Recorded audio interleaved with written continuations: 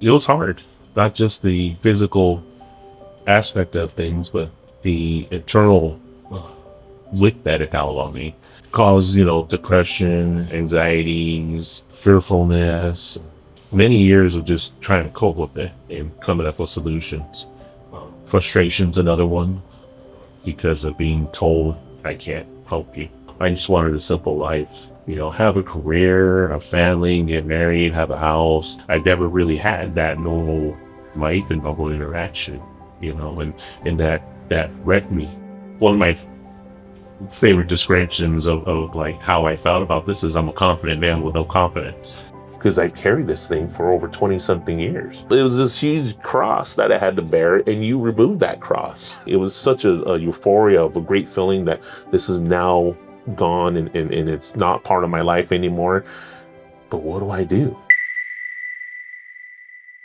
Welcome to the podcast, where we uncover the real, unfiltered truth behind challenging scalp and skin conditions.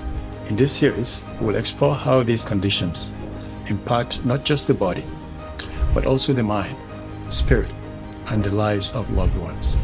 Each episode dives into powerful stories of resilience, transformation, and finding light in the darkest moment. Welcome to our podcast series, The Ballcast. I introduce to you my long-time patient, now really friend. Welcome. Thank you. Scott. I'm glad to be here. Robert Peters is a long-standing patient of mine, and I've had the pleasure of being involved in his care for the past 7 years now. Yeah. And of course, we have your mom that has really gone through all this with you, and actually with us in the clinic quite a few times. And I welcome you to the broadcast. Welcome.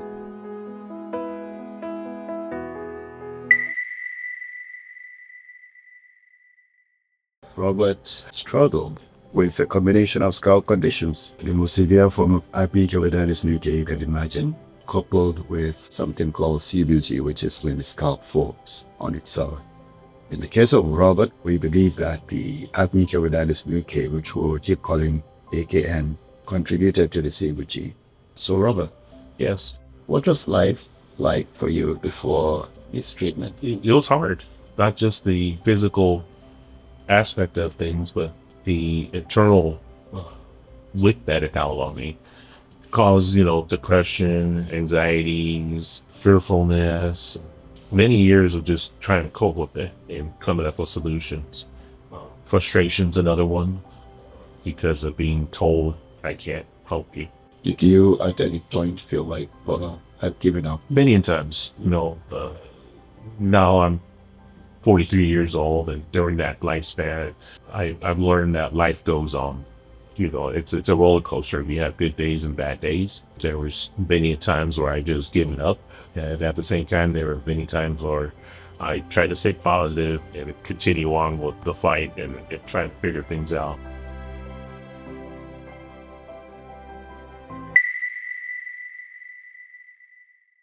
How did you cope with it? And it was okay, as a kid. Kids didn't really notice I had long hair or can easily disguise it.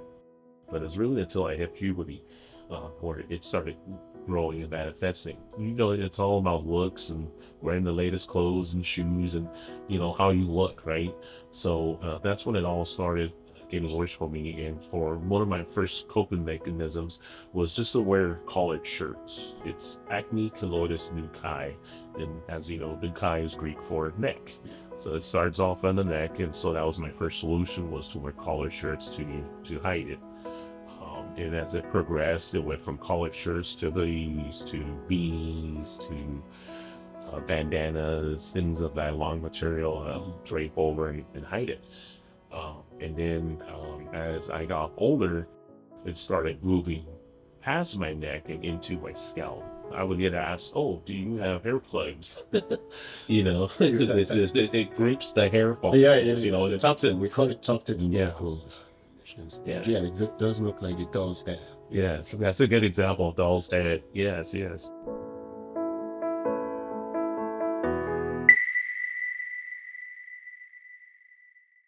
once I got older and that started happening, I started wearing hats more often. And then towards the end, it moved from my top of my lower scalp to the side of my head. At that point, I could no longer hide it. You know, the coping mechanisms was clothing, basically, and just in general, trying to just stay out of the public line. You know, I think you mentioned the interesting fact in regards to 80% of NSCAO patients are truck drivers. I've not found the statistics to get the actual number, but I think easily 80% of the people that have asked have responded driving trucks there. That's part of the coping mechanism. You don't have to be, you know, you're working by yourselves or in a little car, and I don't have to deal with people, you know. So it's an easy job to get. As patients, we have this stain on our, for me on the side of the head as well, but people with on the neck, and we get judged, right? So in job interviews, like, you know, what we really want to do, I feel like a lot of us probably miss that opportunity because of our confidence and physical issues. And so we resort back to getting a job that, you know, I mean, everybody needs truck drivers, and, you know, so it's a job that we can easily get. And at the same time, we don't have to really deal with people. Just you on the road. Just me on the road. Symbolically speaking, you and your job. Yeah.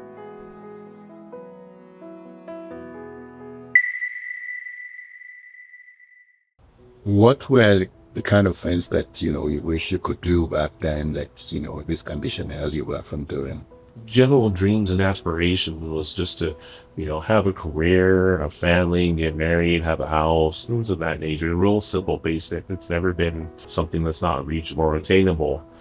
I just wanted a simple life, you know. Having this issue kept me from that. I went to college and it wasn't that bad, but then after I got out of college, things started getting worse, and I felt like it was going to be back. I graduated, I got my degree, and I would go on interviews and not feeling confident because they would see, you know, I can feel that like thinking in their head, oh, if we hire this guy, what's our medical bill insurance going to be like for him, you know? Is he going to be able to work? Is he going to be able to perform? Is this going to be a medical thing that he's going to have to go on medical leave right away with that? I remember you mentioned that when you, there was a time we were talking about something to do with insurance, and because that's a huge thing. People see some of my patients and they go, oh, how did you let it get so bad?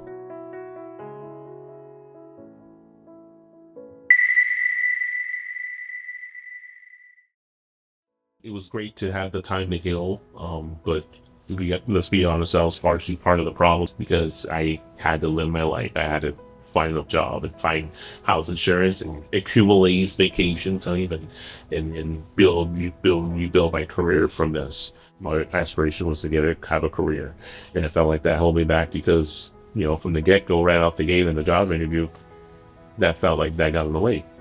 You know, I'm a religious person, and this disease, it wrecked me spiritually.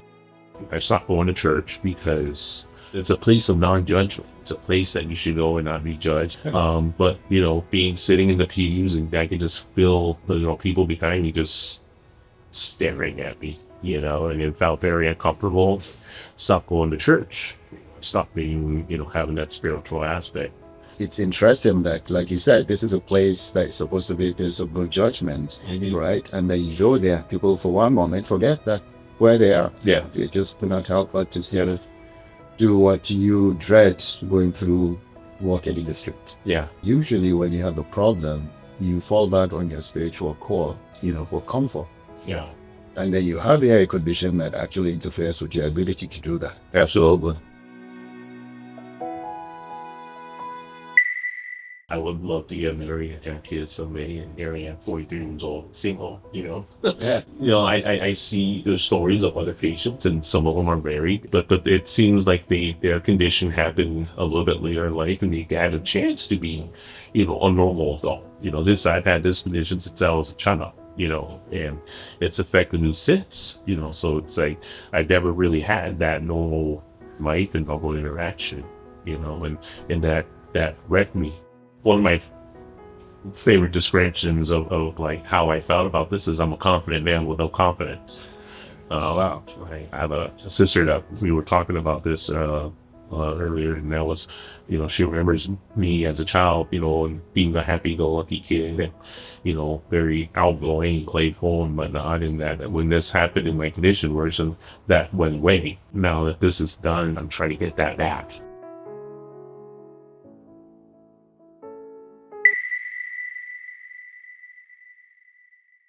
When the inflammation started on sideburns, it would hurt for me to wear glasses. I could no longer wear shades or wear prescriptions. What Robert is alluding to is the fact that he has this big lump, one little one, and the huge one on the side. Could not put glasses. It's a physical hindrance. Yeah, I switched it up to beanies and bandanas from that point. But another one, besides hats and glasses, would be the way I sleep. The origin started behind my head, and that's how I developed sleeping on my stomach. So I naturally sleep on my stomach now because that developed that. I can't sleep on my back even if I try. I mentioned I was a driver. I lived life on the road. I stayed in hotels, lived in hotels for over 9 years.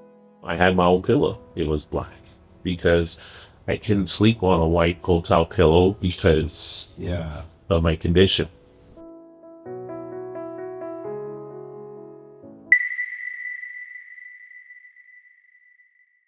Your sister came with you, Yes. right? Yeah. And I just got that impression that you were not the one pushing for this visit. Yeah. You probably were not very confident something would happen. It first started off with my mother. She found me on YouTube. And It was you? yeah. I thought it was your sister. At that time, I Googled, and you popped up, and then I sent it to his siblings, and his sister started digging in more, and that's how they saw you on YouTube. When we discovered you and your information, I was working on the road. I was able to finally get off the road, and my sister was the only family member at the time physically there to be able to help me out, drive me, when we had surgeries or radiation treatments and whatnot. So she was there for the start of my journey. That's not to say I'd never looked on YouTube before, but at the time it was just starting off and there wasn't anything out there. And my mom found it randomly. It was some simple, basic videos, grainy because of technology back then. I remember how I got into YouTube myself. Yeah. I was actually a patient Yeah. that got me onto YouTube. Yeah. I said, no, look, you're doing this. Why don't you just do YouTube? And I said, really, what's like? Sure. Yeah. I said, okay, you know what? Why don't I start with you? You know, it's not just Patient, you know?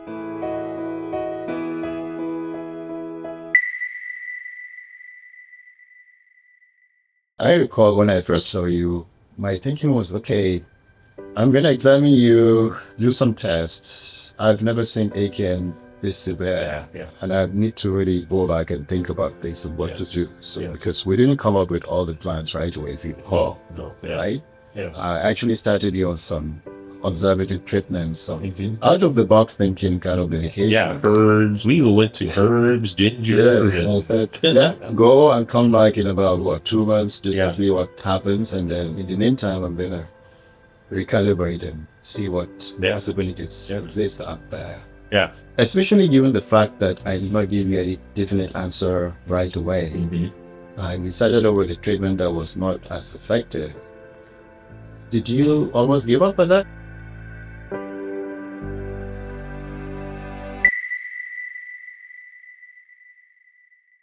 How did you handle that and kept coming Yeah. and keeping faith? Yeah. Because I kept telling you come back, we will. Yeah. With all the years of just being told no, or being told we can't do it or I don't want to do it because of the thing of keloid, the risk, just the fact that you did it. It just said keloid removal, and I was like, well, that's something right there. But obviously, in that video, the patient had, I would call, compared to me, a simple, a simple basic AKN disorder. It was small, it was on the neck, it was what it was supposed to be. But nonetheless, you tackle it versus other people who stayed completely away. That kept me hopeful, but also put a little in reserve because I was like 20 times worse than this dude. What's he gonna do? But the fact that kept me going and said, let's do this is the fact that when we talked originally over the phone or through the emails, you were positive about it. and encouraging about it. Hey, come on in. Let's take a look at it. How can we tackle this? Yeah. Well, my approach was, even if I can't do much about it, I will bring it for the people. Yeah. Something that I think might benefit you.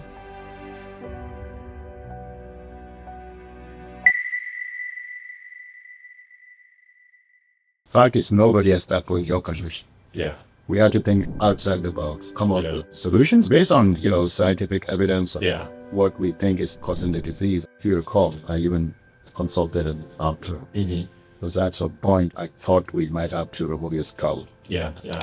At that point, I was not equipped to do that. Yeah. I was ready to bring somebody in. But in your case, we did not proceed. First of all, there was the issue of insurance, so the terms of not do that. And then two, you had diabetes and any other conditions that preclude us going into that kind of invasive surgery. Yeah. And that forced me to start thinking of an alternative. And that's how we ended up with Yeah. Yeah. radiation and surgery and all that. Everything was the first, Yes. Yeah. Radiation, we had to come up with our own protocols. So what to do with the case. So through all that, you could have lost faith. You could have just disappeared, but you kept faith. So that's something that I found very remarkable. That resiliency, not to give up hope, not to despair. Yeah. Yeah. That's the message I would like listeners to take home.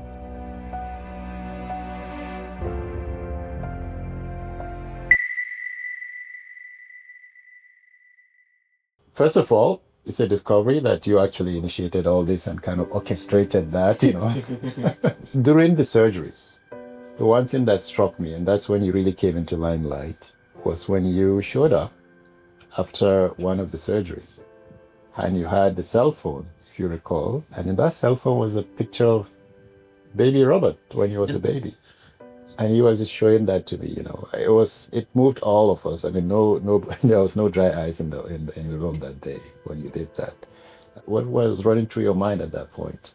As a mother, when your childs are sick, you just are looking for the most help to help your child.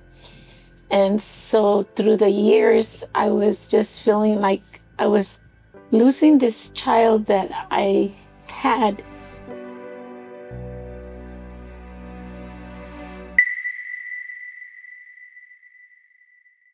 I was just feeling like I was losing this child that I had, and the beauty of his, personality.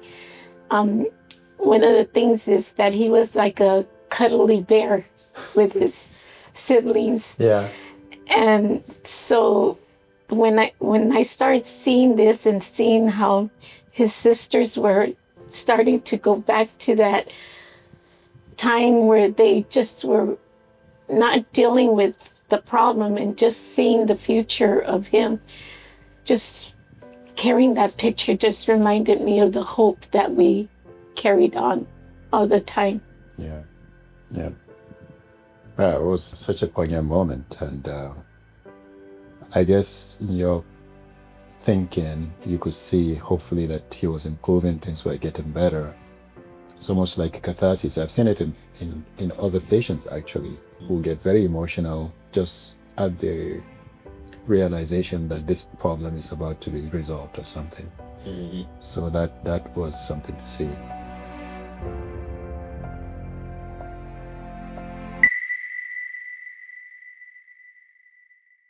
So it's been 5 years now since we finished everything, and I think we've crossed the major hurdles. Yeah.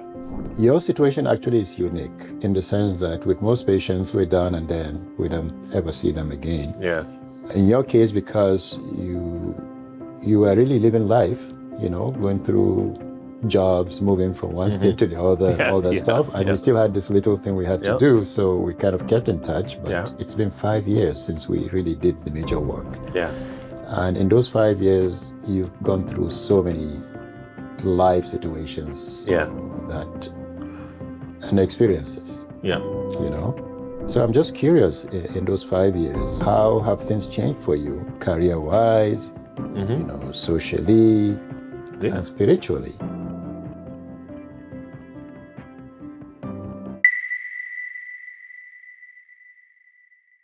even after the radiation treatment, that was a huge relief because it was just the relief of pain, literally, you know, so that was like the first thing. And then like the cherry was the surgery. So when that was done, that was like the final, like, I think I'm done, you know, because that's the emotional response. Oh, now it's gone finally, you know. So it's improved a lot in my life as far as my career and my spirituality. There's still things I need to work on. I still have my goals of like losing weight, and because that was another one, right? We're going a little bit back again, you know, with the scars, it kept me from going into public, going to the gyms, you know, it kept me from not wanting to improve myself in that aspect. And when that got taken care of, I was like, okay, I'm going to lose weight. I'm going to do this. I'm going to do that.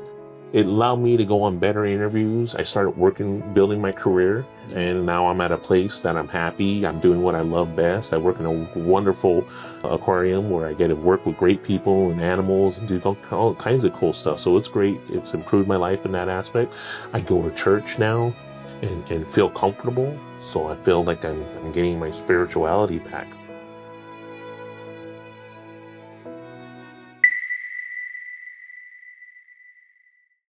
One of the things I wanted to mention that's kind of crazy about this is now that this is taken care of, life still moves on and I have to still work on things. And like, you know, losing weight's a good example of that. Like you gave me the ability to get back out there and do things, but it's my turn. I have to do my part. You have to go to the I gotta go to the gym. You can't make me go on the treadmill, you know? So no more excuses, right? Because before you could go, well, I can't go to the gym because I don't want to show this up. But now, so yeah, because it was this huge cross that I had to bear, and you removed that cross, you know. But I found out, like, well, now I got, you know, my hands are untied now, but I got to do something with them, right? So that's one. It took me a while to realize, because I had this feeling. It was such a euphoria of a great feeling that this is now gone and it's not part of my life anymore. But what do I do? Because I carried this thing for over 20 something years. So it took me a while to realize, like, well, you know, I had to put in the work. I gotta motivate myself and figure this new part of my life.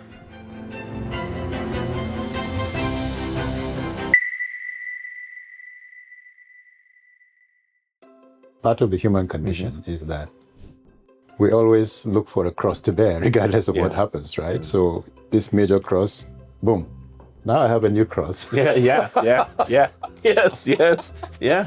if you have a name for that cross, you drop that one, and the new one, welcome in. Goodbye, Kevin. Welcome, whatever. Now I gotta get in the gym new and cross. do work. And it's usually that's really the main challenge, right? It could be something that everybody can see glaring, but it could be something so it all takes you doing it, right? Yeah. And it's remarkable that you've walked that, you've walked through that thought process through your mind, and it's occurred to you. That's something, because not everybody has the capacity to realize this thing.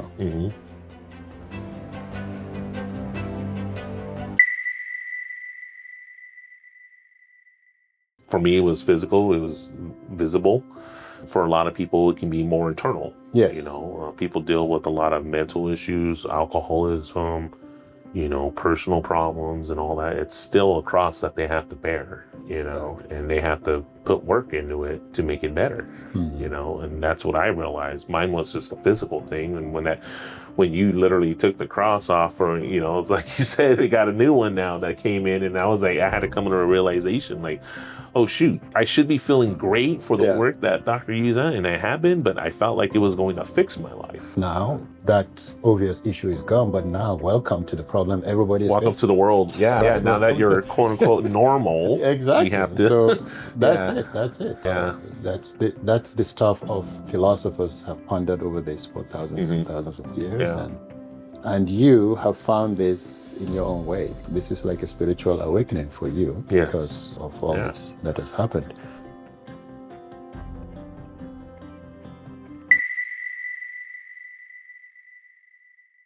On the lighter note, you're able to wear the glasses now?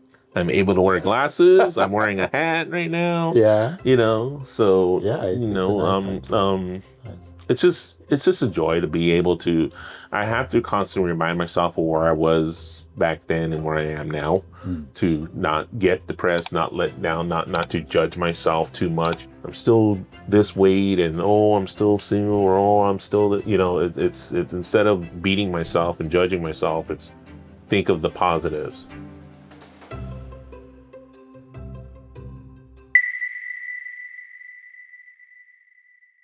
I work in a place there's kids, and nobody's more honest than children. Let me tell you, I took my niece and nephew to Disneyland one time, and I was like, I'm not gonna go for a little bit because that was brutal, man. Because of You know, previous hey, what's experiences. that? You know, what's the matter with that dude? You know, why he's got all this on his head? And you know, and That was parents before. would go. That was before, yeah. So you know, but now I work in a place that, you know, is an amusement and has kids, and I walk through it with ease and not a problem. I don't get, you know, called out by these kids that are brutally honest, you know, so that is testament to your work. His youngest nephew, Ryan, went recently to the aquarium, a field trip with his classmate, and they made it a point that he would be able to see his uncle, because that's how he talks about when he's going to the aquarium. My uncle's gonna be there, he works there. And when the school got there and the classmate came and they took a picture of Ryan and Robert, it was like the attention was, Orion, your uncle works here. That's it. That was, you know, a good example. Like I said, the work that you've done for me. I can walk through life through these things without that hanging over me anymore.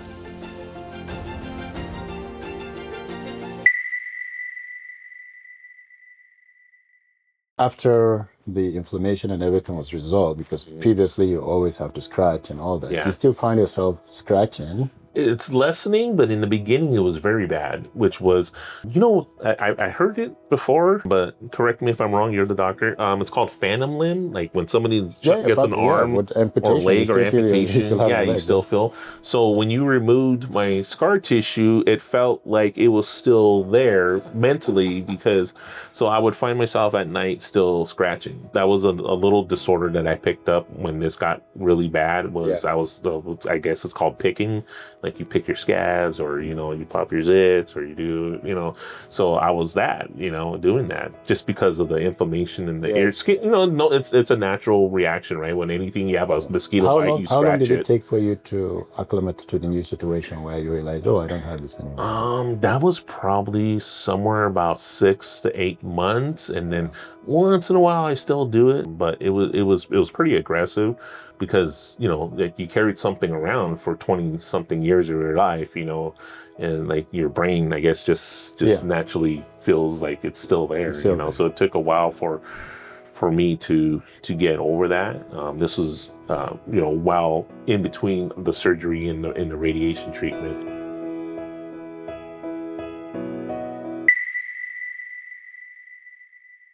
The radiation treatment, between that and the surgery, I didn't have any more swelling, and my skin started smoothing out. And during that time, I was still scratching my head. With the radiation, you had some side effects, and you were going through Yeah. quite a process because of the inflammation and all that Yes. stuff. Yeah. It wasn't an easy process, I remember that. In the beginning, I was like, oh, this is easy. But then they told me, like, well, get ready, because on the third or fourth day, you're going to start feeling it. And, you know, I was telling some gentlemen earlier about this, is for me, wasn't even for me, that was the hardest part of actually doing it. It was the fact that, like, I didn't know what radiation therapy was. I didn't know how it works. I didn't know what that was going to entail. And I didn't know who was going to these facilities. And I sat next to cancer patients, people that were dealing with terminal cancer or, you know, life and death situation. Here I am. You know, it's almost, I guess we would call it survivor's guilt type thing. You know, I'm going for just this cosmetic thing, and there's these people here going for life and death treatments. Well, I think in your case, it's beyond cosmetic, obviously. But yeah, but The pain and the symptoms, and that's cosmetic is far from it. yeah.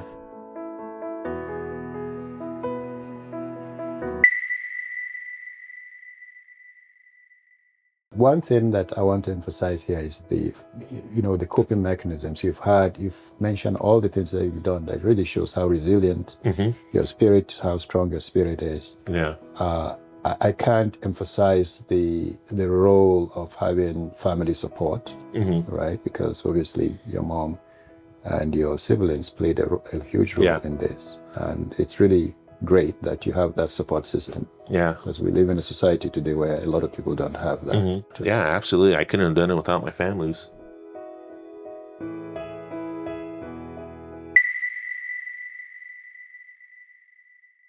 You got to be careful what new crosses you bring into your life, because you're asking about, oh, now I'm single, I don't have a family and all that stuff. Well, I don't know that you should be crying Crying just yet.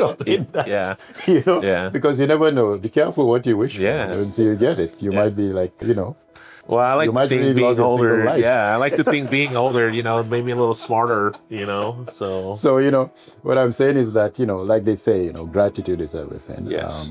Always looking back at where you came from and just being grateful for what you have. Yes. Is the ultimate, because frankly, nothing else, anything that you think, if I have, it doesn't happen. Like you said, if I remove this, I'm going to be happy. Well, okay, it's out. Yeah. You find that the happiness has to come from something else, not necessarily the absence of absolutely. thing. Yeah. And that's really gratitude, right? Yeah. So just being grateful and happy with what you have.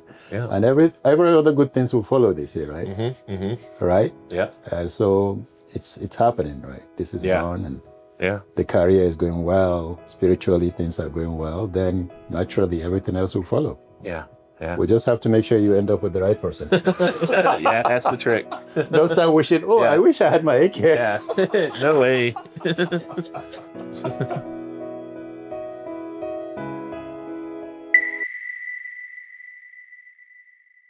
Thank you so much for sharing your story with us. Yep. And I just hope that others listening, no matter what problems they have, big or small, will draw inspiration from, your journey. Your hero's journey. Absolutely. That's what we try. And that's what I want to say, is thank you very much. You've been a blessing in my life, and this is part of me repaying back to you, for what you've done for me. Is I hope this story gets out there. Like I said, your very first video inspired me. I'm hoping there's a deeper understanding and people see this and are inspired by it and know that there is help out there. As long as you reach out, you can get that help, and it can be done. So you got it from the horse's mouth. Whatever the problem is, don't give up. Just keep looking, keep hope alive. And that's ultimately the winning formula for life. Absolutely. Thank you so much. On that note, we'll end this episode of the podcast. Stay tuned for yet another interesting, transformative story in our series. Thank you.